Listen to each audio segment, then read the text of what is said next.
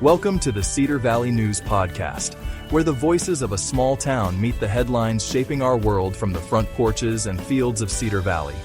We bring you reflections, stories, and questions that matter, connecting real lives to real events for faith and community.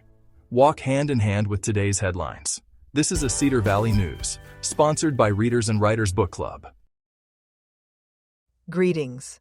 This is Chloe Papadakis, and I'll be your host for today's Quiet Echo. You've probably seen the headline by now: government shutdown. You've probably heard the talk shows calling it a crisis. But here in Cedar Valley, life feels mostly the same. The grocery shelves are stocked. Paychecks still land on Fridays. Kids still forget their lunchboxes. The world, somehow, keeps turning. And yet, not for everyone. That's the quiet truth about these big national storms: they don't hit evenly. Some of us feel the wind only as a whisper. Others, it knocks flat. A friend told me this week, "We're fine. My husband's job isn't federal, we've got food in the pantry." However, another friend, a single mother, relies on food assistance to feed her children. For her, this shutdown isn't a headline, it's a heartbeat she can't steady. She's the one refreshing her phone for news, praying the delay doesn't stretch into weeks. Both women are part of this town. Both are good and hard-working. And both remind me how differently we can live inside the same country. Maybe the real shutdown isn't just in Washington.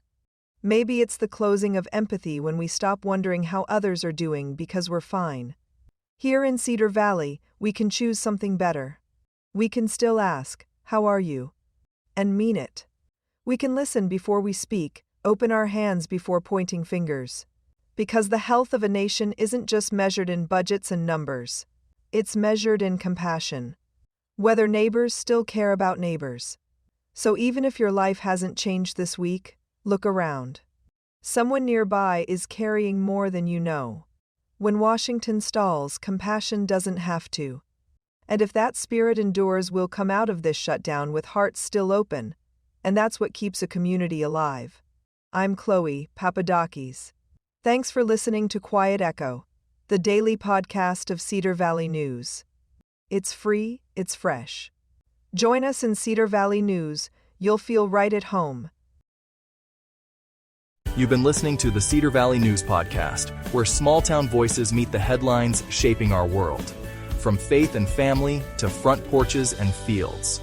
We'll be back with more stories connecting real lives to real events. Until next time, keep your porch light on, your faith strong, and your heart open. This is Cedar Valley News, sponsored by Readers and Writers Book Club.